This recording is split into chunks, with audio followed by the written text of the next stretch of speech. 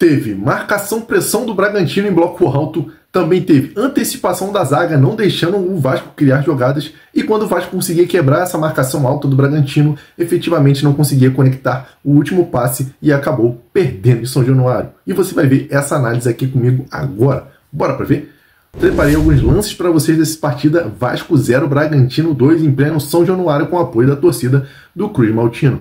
Logo de início já percebemos a postura do Bragantino arrojada lá em cima, marcando pressão com bloco alto. O primeiro tempo todo foi esse cenário, evitando a saída de bola rápida em transição do Vasco da Gama e evitando que chegasse perto do gol do Cleiton, evitando aí o perigo de gol, já que estava jogando fora de casa, né? Deixar o Vasco chegar próximo do gol é perigoso. Observe aqui, nessa jogada que eu separei para vocês, mais uma marcação, já um segundo lance de marcação-pressão do Bragantino em cima do Vasco. Observe que o Vasco está todo no campo de defesa, tentando sair com a bola, os 10 jogadores, mas o que chama a atenção é o seguinte: o Bragantino posicionou 8 atletas para fazer essa marcação-pressão e ficou apenas com os 2 zagueiros aqui, que está fora do vídeo, na linha de meio campo, e 8 atletas marcando pressão, e conseguiu evitar a saída de bola do Bragantino, e ainda recuperou a bola e ainda tentou uma jogada ali que acaba quase saindo na finalização do Bragantino, mas foi a observação, originou no primeiro gol do Bragantino, ou seja, originou no escanteio que saiu o gol do Bragantino. Então a pressão do Bragantino lá em cima já foi válida desde o início do jogo. Lembrando que isso aqui ainda estávamos com 1 minuto de partida, o gol saiu com 1 minuto e 32, 1 minuto e 33 ali do primeiro tempo. Então o Bragantino, já mostrei para vocês 2 lances de pressão lá em cima do Bragantino, que acabou dando certo no segundo, conseguiu esse lance do escanteio.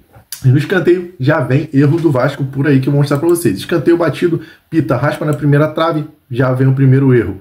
O jogador que estava acompanhando ele já vem atrasado, mas até aí, entre aspas, tudo bem. Mas olha quem faz o gol. Entra sozinho no segunda trave, fazendo 1-0 para o Bragantino. Então vamos observar esse lance mais calmamente, mais lento para você entender. Essa bola aqui, o Pita já está subindo para cabecear. Observe a distância que o marcador do Vasco está dele, ou seja, vem atrasado, deixou o Pita sozinho, deixou o Pita se deslocar para fazer essa casquinha, que já é uma jogada ensaiada do Bragantino. E observem aqui quem faz o gol. O lateral, Piton, tá com o marcador dele, que se não me falha a memória, é o Eduardo Sacha, esse aqui. E o jogador que faz o gol está sendo marcado por esse atleta do Vasco, que acaba ficando olhando para a bola e esquece do seu marcador. Quando o Pita dá uma casquinha, não dá outra. Ele acaba entrando sozinho fazendo o gol. Piton ainda larga o marcador dele e tenta recuperar essa bola aqui, mas já é tarde demais. O atleta do Bragantino acaba botando para o fundo da rede e 1-0 Bragantino. Tudo que o time paulista queria, jogando fora de casa, abriu o placar tão cedo. O cenário do primeiro tempo continuou o mesmo, basicamente o mesmo, durante toda a primeira etapa. O Vasco tentando sair com a bola, o Bragantino pressionando ali, geralmente com 5, 6 jogadores acima do meio de campo, né, na intermediária defensiva do Vasco, e recuperando essa bola. Quando o Vasco também subia mais, conseguia subir trocando esses passes, o Bragantino também recuperava essa bola. E observem, olha como a compactação que chama a atenção do Bragantino. 5 atletas aqui compactados desse lado onde estava a bola com o Vasco. O Vasco errou muito em não girar a bola rápido. Qual era a solução do Vasco, Fabrício? Então, se você está criticando, a solução do Vasco era virar jogo rápido, fazer uma transição rápida para o outro lado. O Bragantino levou o bloco compacto para lá, faz a transição rápido para cá até achar um espaço. É o beabá, é o básico do futebol. Mas o Vasco, mesmo percebendo a compactação, o estilo de jogo de compactação do lado onde estava a bola do Bragantino, não fez essa transição rápida de um lado para o outro, até mesmo em virada direta ou intermediando com um volante ou um zagueiro pelo corredor central. Fernando Diniz foi muito mal nessa partida e o Vasco viveu de esperanças no Vegete. O Bragantino recebe essa bola e tenta sair no contra-ataque. Então esse foi o plano de jogo do Bragantino. Mais uma marcação em bloco alto. Observem aqui isso agora. Ó. O Vasco tenta fazer essa transição para a lateral, mas aí o que acontece? Tentou sair da pressão do Bragantino fazendo essa transição rápida, diretamente com o lateral. O lateral recebeu praticamente em cima da linha, mas observe aqui o triângulo de jogadores do Bragantino que se aproximam para fazer a marcação dele e não tem ninguém do Vasco para receber. Como que o lateral vai receber? Não tem ninguém para tabelar, não tem ninguém para fazer um corredor aqui para ele, dando opção ou aparecendo no meio. É claro que a jogada não vai ser efetiva, ele não vai ter o que fazer, ou tenta trazer para trás e vai acabar essa jogada não dando em nada. Observe aqui o jogador do Vasco passivo marcado, parece que não está nem preocupado, parece que nem é o jogador do time dele que está com a bola, o mais um jogador do Vasco aqui no meio, perto do árbitro, também sem fazer nada. E observe o clarão que tem nesse campo aqui, com 2 jogadores do Bragantino praticamente, um jogador em cima, o outro fazendo a marcação do linha de passe. O Pita também já praticamente olhando aqui para a linha de marcação para a linha de passe se ele tocasse no zagueiro. Então esse foi o erro do Vasco. O Vasco, quando conseguia quebrar essa marcação bloco alto do Bragantino no primeiro tempo, não conseguia dar o requinte final no último passe para sair na cara do gol, ou até mesmo quando conseguia quebrar essa marcação para virar o jogo, para fazer o balanço do jogo, os jogadores não se aproximavam e acabavam não dando em nada, como essa jogada aqui também não deu em nada. Agora, o que me chamou a atenção, o Bragantino foi para São Januário com uma estratégia muito bem formada, tanto o escanteio, que foi uma jogada ensaiada do Bragantino, raspando na primeira trave, quanto esse bloco alto. Esse bloco alto, ali, estilo do treinador do Bragantino, costuma fazer isso em diversos partidos, mas o Bragantino também foi com a mentalidade o quê? Vamos atrair o Vasco. Eu percebi muito isso na partida, vamos atrair o Vasco e vamos sair nos espaços. Com certeza o Bragantino estudou o time do Vasco. O time do Vasco ele fica com as linhas muito espaçadas. Quando o Vasco marca em bloco alto, a última linha não acompanha, você vai perceber agora. O Bragantino atrai nitidamente o Vasco para marcar em cima. O Vasco marca em cima com 1, 2, 3, 4, 5, 6 jogadores e o lateral conscientemente joga no Pita, que recebe essa bola sozinho, sem a marcação do zagueiro do Vasco, que deveria estar em cima dele, ou fazendo a pressão, ou fazendo a falta nas costas dele, como é o básico do futebol, ou até mesmo subindo para atrapalhar o atacante do Bragantino. Esse jogador aqui, teoricamente, ele está certo que ele está na sobra, mas ele poderia estar um pouco mais próximo, ele está muito distante, ele poderia estar na sobra aqui. E aqui do lado esquerdo a gente vê o Piton, lateral esquerdo, aberto, ele poderia ter afunilado essa jogada. Observe quando o atacante do Bragantino, ele escora, o Eduardo Sacha tem uma área imensa para poder dominar, pensar, ver o que vai fazer, tomar um café e depois sair jogando. Observe que esse é o espaço que eu falei para vocês entre a linha intermediária e a última linha do Vasco. Eles estavam com 3 jogadores aqui, esse espaço tremendo. O Bragantino percebeu isso e tentou essas jogadas no primeiro tempo. O que poderia ter feito para poder anular essa jogada aqui? Essa aproximação aqui, ó. Os jogadores poderiam ter se aproximado nessa jogada aqui, entendeu? Poderiam ter formado uma linha de 3 mais compacta, já que a bola estava nitidamente do lado esquerdo do Bragantino. Eu não sei o que o Piton estava fazendo tão aberto aqui, sem nenhuma ameaça para ele do lado dele. Então o Vasco também errava muito nessa bola defensiva. Quando o jogo está afunilado de um lado, o lateral fecha, cara. Se o jogo for aberto do lado, ele tenta vir fechando pelo meio e o meio de campo acompanha cobrindo ele. É o básico, mas um erro do Vasco da Gama. E o Eduardo Sacha domina tranquilamente, vai sair jogando pela direita, toca a bola. Essa bola vai chegar aqui no atacante do Bragantino, que ele tenta finalizar. Poderia ter saído muito bem, mais uma jogada muito perigosa para o Braga. Agora mais uma saída de bola do Vasco, ó. O Bragantino marcou com 6, mais uma vez ali em cima, pressionando na saída do Vasco. Qual era a solução do Vasco? Virar a jogada rápida, fazer a transição rápida para o outro lado, mas claro, os jogadores se aproximarem para jogar com esse jogador que vai receber essa transição, e não como aquele lateral recebeu e não conseguiu efetivamente um companheiro para trabalhar a jogada. E com isso, o Bragantino força o Vasco a recuar lá no goleiro e começar tudo de novo. A melhor jogada do Vasco no primeiro tempo foi essa jogada aqui, que veio carregando pelo meio, e o passe, teoricamente, vai sair entre os 2 zagueiros para o Ryan, que está jogando, vivendo uma excelente fase, receber atrás desse zagueiro aqui que ele está passando e finalizar. Porém, a bola sai muito curta, a bola sai lenta, sem velocidade.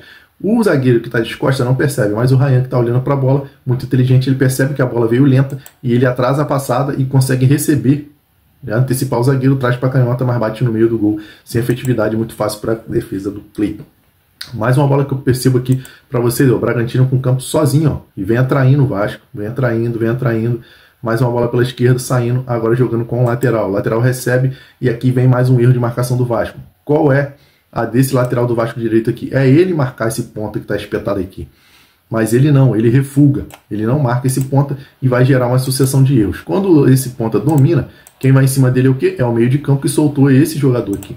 E quando ele solta ele abre a opção de passe aqui nesse ou nesse. Porém, o atleta ele não toca, ele acaba preferindo pelo drible.